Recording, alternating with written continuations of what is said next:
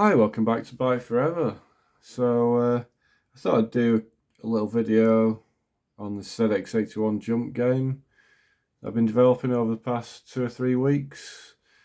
So, as people who follow the channel will know, I've been uploading more than a few videos, just short little run-throughs of the game, sometimes only showing the first couple of rooms in this game.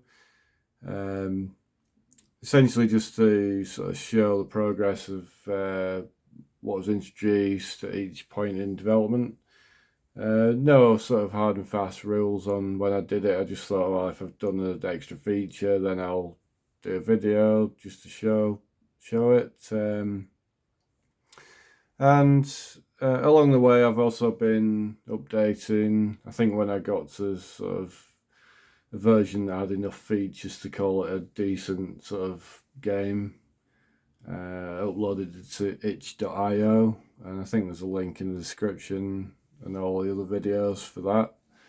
There's also a link in the description to the source code if anyone's interested. And I've done it under the MIT license, so although it says copyright to me, it's quite a permissive license, which means, as long as you keep, I believe as long as you keep the license wording as it's shown, then you're free to modify it. I did this game as pretty much like, was it possible kind of thing. And it's a platform game. I don't think I mentioned already. I've tried to sort of do it along the spirit of a really good game, which is an absolute classic, which is called Manic Miner. From, I think it was on the ZX Spectrum, but this, obviously, I haven't got any kind of delusions of grandeur. This is sort of a lot more basic than that, but it's sort of a fairly interesting game, I think, and it's worth downloading. As I say, it's free to download. I don't ask any money for any of these things. I just do it. I just do it as a hobby, really.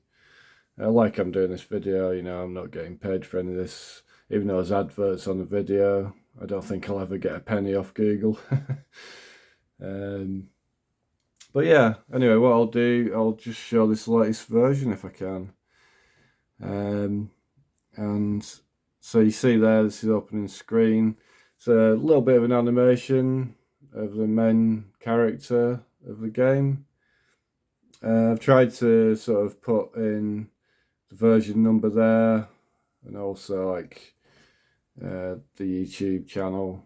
I know there's a few other channels who actually do walkthroughs of games. One's called Modern ZX Retro Gaming, and he's done a walkthrough of I think it's version 1.1, and I think that's pretty cool that he does that, and he's got a lot more subscribers than me as well, so he gets quite a few more views, so it's quite good publicity actually, and yeah, thanks to him for doing that. Anyway, without further ado, press S to start. Now, I have to say, because I'm running it on a real ZX81, I've just fallen into the pitfall there of basically, if there is a few bugs still in this game, one of which is if you land certain points directly on top of one of the what I'm calling gold, then it basically won't register that you've collected it, and a consequence of that is that you won't actually eventually unlock the door. So you see, what you have to do basically in this game is to collect all the flashing dollar signs, which I'm calling gold. Should really call it dollar, but there's more letters in dollar, so so it wouldn't actually fit on the heading there. Yeah, and then that unlocks the door and allows you to progress to the next room. Now, as you can see, in each room, you get a number of platforms. You can jump between them.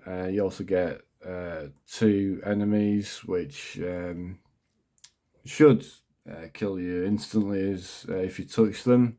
And in some cases, due to the way I've got the collision detection set up, you don't actually die. But yeah, you saw there as well, that was a new feature I added, I think in 1.3, which is that you can add a room that has a door on the left as well. See how far I get. So I've still got, you get, I've just lost another life. You get 6 lives when you start the game. And similar to a classic game, so I've lost another 2 there in quick succession. This is actually quite a difficult room to exit. Not least because of some of the other bugs I've got in the game. Yeah. Okay, so that was so basically, yeah, that was the end screen you briefly saw there, which I think I added in version 1.2. I'm not sure now. I can't remember. But yeah, it's fairly playable, I'd say. Everyone who's, or the one person who's watching this video could be the judge of that. So yeah, I'd encourage you to, again, sort of try downloading it and playing it. Yeah, so let's just see if I can get further than last time. This is quite a tricky jump actually as well because of the speed. Oh, incidentally, so there's quite a few different, I think I've got about 7 different enemy sprites, and they can move at different speeds. And in the comments, sorry, in the descriptions to previous videos in this playlist, we actually mentioned that there's a thing called room config. So that's like the room configuration. But it's just basically an area memory down the bottom of the source code where I'm initializing each room, and it follows like the same structure, if you want to call it a structure. So it's relatively easy to add new rooms to this now that you're just basically setting up different you know, X, Y positions of things, you know, where the player starts, where the enemies are, where the platforms are, where the door is, all that kind of stuff. There is actually a cheat here. You don't actually have to be on that platform. As long as some part of you heads towards the door, you can exit the room. It does simplify it a little bit. Now this room, what am I calling this? All timing. So you notice there as well, I've got like a room name. I sort of ran out of characters along the top there. I only wanted to really use sort of 2 rows there for the sort of header, which had to include really, you know, the number of gold tokens that you've collected, the number of lives you've got left, the time, and that's also another thing. The time when you reach, died again, so I'm down to 4 lives. So when the time reaches 10 minutes, I think at that point basically reduces the number of lives you've got to 1. I can't remember exactly from the code. It's a while since I wrote that bit of code. That it might actually decrease your number of lives by a certain number, which might take you past 0. So anyway, it's best not to let it reach 10 minutes. Here, this was the first room that I'd used the extra functionality in the code, which allows you to set the player's position. So early on when I was writing this, you could only really start in one place. It was fixed, and now it's part of the room configuration, so you can just say where player starts. This is a little bit tricky because if you run into that, yeah, that's what I did. I ran into that far right enemy. So yeah, there you go. Sometimes with this, it's better if you actually just go for it as well. This one, this is an interesting room. So I call this experiment. There was a viewer of my channel actually that was a pretty good guy. I think he's now done some videos for a while, but it's called ZX81. So check out his channel if you can. We did a few videos on the ZX81. It was pretty good. I'd like to see another one of him actually if he's watching. It's a bit of a shout out to him. Yeah. Anyway, this one you saw there. There was a slight. It's almost like a bug in the game. It's the way that the enemy sprites are drawn. It kind of overdraws the platforms at certain points, but that allows the character to actually just drop through the platform, and that's basically with this room the only way you can complete it. In this, yeah, so I've got another door on the left, and the room's actually called On Left. Slight lack of imagination there. And yeah, another different sprite. I tried to make one that looked like a bouncing ball in this.